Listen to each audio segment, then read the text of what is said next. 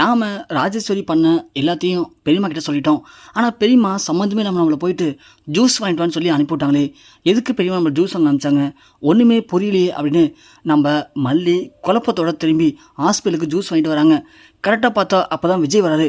மல்லி மல்லி வெண்பாக்கு என்னாச்சு மல்லி, வெண்பாவை எப்படி இருக்கா, வெண்பாக்கு பரவாயில்லையா அப்படின்னு விஜய் பதட்டத்தோட ஓடி வந்து மல்லி கையை பிடிச்சி கேட்குறாரு. மல்லிக்கு ஒன்றுமே புரியல. விஜய் எப்படி இங்கே வந்தார், அதுவும் வெண்பாக்கு என்னாச்சுன்னு கேட்குறாரு. விஜய் நீங்கள் என்ன சொல்கிறீங்க, எனக்கு ஒன்றும் புரியல விஜய் அப்படின்னு மல்லி இன்னும் அதிர்ச்சியோட விஜயை பார்த்து கேட்குறாங்க. விஜய் ஒன்னே என்ன மல்லி, வெண்பா எங்கே, வெண்பாக்கு என்னாச்சு அப்படின்னு கேட்க, டாடா டாடா அப்படின்னு வெண்பாடைய குரல் ஆப்போசிட் சைட்லேருந்து கேட்குது. இது மல்லிக்கே அதிர்ச்சியாக இருக்குது.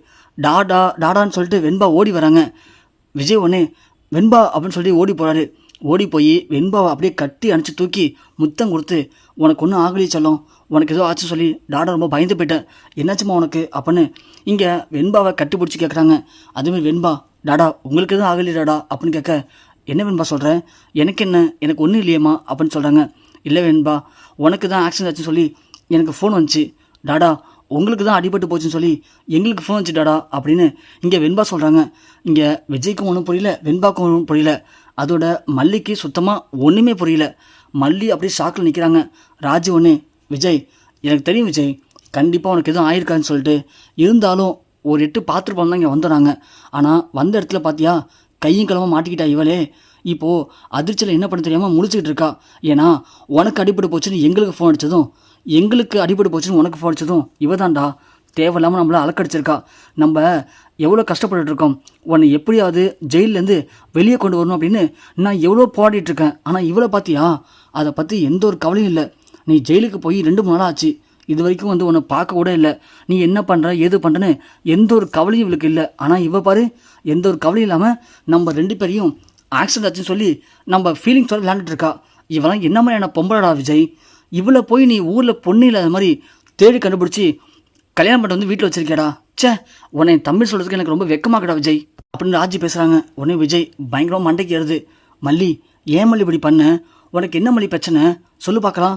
அக்கா சொல்கிற மாதிரி என்னை வந்து ஒரு வாட்டி கூட ஸ்டேஷனில் பார்க்கல, ஆனால் நீ இப்படி பண்ணுன்னு சொல்லி நான் சத்தியமாக எதிர்பார்க்கவே இல்லை மல்லி அப்படின்னு சொல்ல, மல்லி ஒன்று விஜய் என்ன விஜய் நீங்களும் உங்கள் அக்கா பேச்சை கேட்டுட்டு சண்டை போடுறீங்க, சத்தியமாக நான் உங்களுக்கு கால் பண்ணவே இல்லை விஜய், உங்களை பார்க்கறதுக்கு 2-3 முறை ஸ்டேஷனுக்கு வந்தேன் விஜய், ஆனால் உங்கள் அக்கா தான் விஜய் விடவே இல்லை. அது மட்டும் இல்லாமல் கான்ஸ்டபிள்லாம் கேட்டு பாருங்கள், என்னை நம்புங்க விஜய், நான் எப்படி விஜய் உங்களை பார்க்க வராமல் இருப்பேன், எனக்கு மட்டும் தெரியாதா நீங்கள் எந்த தப்பும் பண்ணல அப்படின்னு. சத்தியமாக தெரியும் விஜய் இதுக்கெல்லாம் காரணம் யாருன்னு, ஆனால் நான் சொன்னால் நீங்கள் நம்ப மாட்டீங்க விஜய், அதனால தான் நான் அமைதியாக இருக்கேன். போதும் நீ பாட்டு மல்லி, நான் இது வரைக்கும் உன்னை நம்பி ஏமாந்த வரைக்கும் போதும் மல்லி அப்படின்னு விஜய் மல்லி மேலே கோவப்படுறாங்க. மல்லி மேலே விஜய் கோவப்படும் போது கரெக்டாக அன்னபூர்ணி மல்லி மல்லின்னு சவுண்டு விட்றாங்க.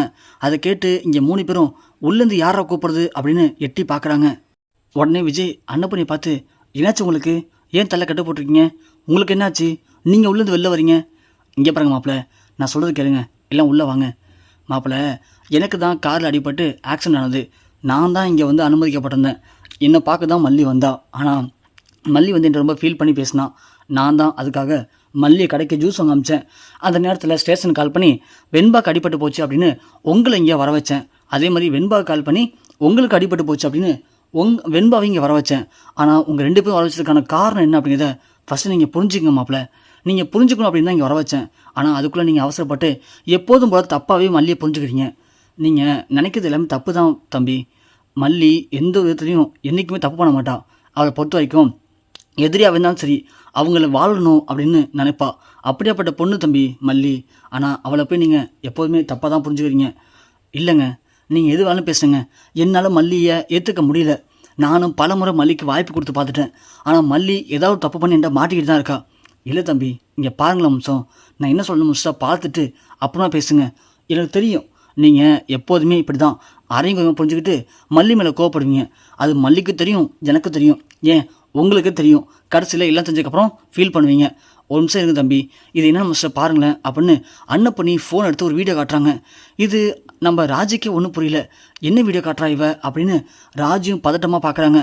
பார்த்தா இங்கே நம்ம ராஜு இருக்காங்க இல்லையா, அவங்க வீட்டில் வக்கீல்கிட்ட பேசுறதுக்கு முன்னாடி மேனேஜரை வர வச்சு மேனேஜர்கிட்ட பேசிட்டு இருந்திருக்காங்க. எங்கன்னா வீட்டுக்கு வெளியே இருக்க காஃபி ஷாப்கிட்ட.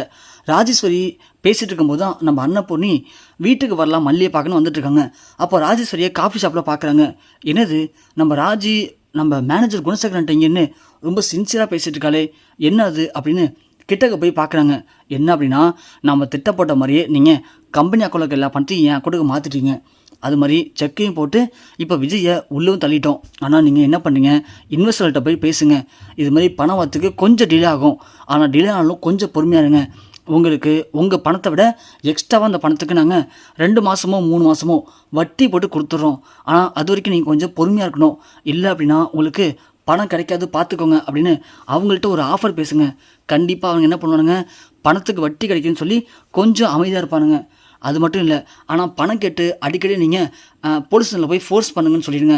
அப்போ தான் இந்த கேஸ் விஜய் பக்கம் டோட்டலாக ஆப்போசிட்டாக திரும்பிக்கிட்டே இருக்கும். விஜயால் வெளியே வர முடியாமல் விஜய் கஷ்டப்படுவான். எப்படியாவது வெளியே போனால் போதும், நமக்கு சொத்து தேவையில்லை அப்படிங்கிற ஒரு மனநிலைமைக்கு வருவான். அந்த டைமில் விஜய்கிட்ட இருக்க எல்லா சொத்தையும் என் பேருக்கு மாற்றணும். அதுக்கான பத்திரத்தை நீங்கள் ரெடி பண்ணி வச்சுக்கோங்க. நான் சொல்கிற மாதிரி நீங்கள்லாம் பண்ணிட்டீங்க அப்படின்னா நீங்கள் எதிர்பார்க்காத ஒரு வாழ்க்கையை நான் உங்களுக்கு கொடுப்பேன் குணசேகரன் அப்படின்னு ராஜேஸ்வரி குணசேகர்கிட்ட பேசுன எல்லாத்தையும் நம்ம ராஜி வீடியோ எடுத்துடுறாங்க. எடுத்துகிட்டு தான் அங்கேருந்து கிளம்பி இந்த வீடியோவை முதல்ல மல்லிகை காட்டணும், விஜய் தம்பிகிட்ட காட்டணும் அப்படின்னு ராஜேஸ்வரிக்கு தெரியாமல் அன்னப்பொண்ணி கிளம்பி வேகமாக வராங்க. அதுக்கப்புறம் தான் ராஜி வீட்டுக்கு போகிறது, வீட்டில் போயிட்டு வக்கீல்கிட்ட பேசுறது. அதை நம்ம மல்லி கேட்டுட்டாங்க. எப்படி இவ போய் விஜய்கிட்ட சொல்லுவா, அதுக்குள்ளே இவரை டைவர்ட் பண்ணணும் அப்படின்னு ராஜேஸ்வரி நம்ம பசங்களுக்கு கால் பண்ணி அன்னப்பொண்ணி கதையை முடிக்க ட்ரை பண்ணுதுன்னு எல்லாமே அப்போ தான் விஜய்க்கு தெளிவாக புரிய வருது. விஜய் அப்படியே அதை பார்த்து செம ஷாக்காக வராரு. ராஜேஸ்வரிக்கு ஒன்றுமே புரியல.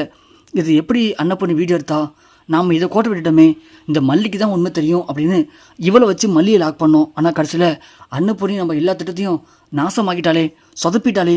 இப்போ நாம் விஜய்கிட்ட என்ன சொல்கிறது? விஜய் பார்க்குற பார்வையை பார்த்தா நாம் எது சொன்னாலும் விஜய் நம்ப மாட்டான் போலியே அப்படின்னு ராஜேஸ்வரி திருத்தன்னு முடிக்கிறாங்க. வெண்பாவனே, பார்த்தீங்களாடா, நானே உங்கள்கிட்ட சொல்லியிருக்கேன், அத்தையை பார்த்தாலே எனக்கு பயமாக இருக்குது, அத்தை நல்லவங்க இல்லை அப்படின்னு. ஆனால் நீங்கள் தான் டாடா கேட்கவே இல்லை.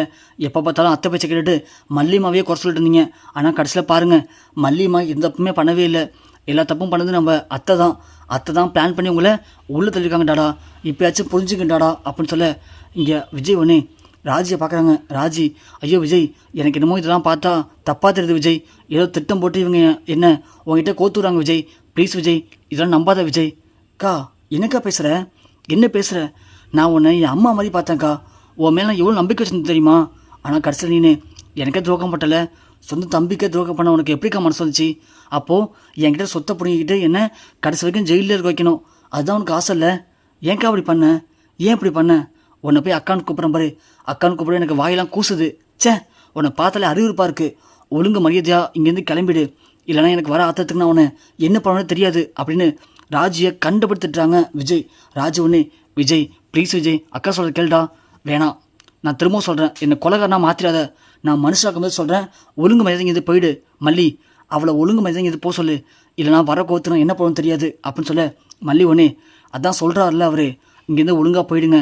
அவர் என்ன, நானே வர கோத்துங்களை கழுத்து நினச்சி இங்கேயே கொண்டுடுவேன். சி, நீலாம் ஒரு பொம்படியா, கூட போன தம்பிக்கு இவ்வளோ துரோகத்தை பண்ணிருக்கே, உனக்கெல்லாம் இப்படி பண்ணுறதுக்கு எப்படி மனசு வந்துச்சு?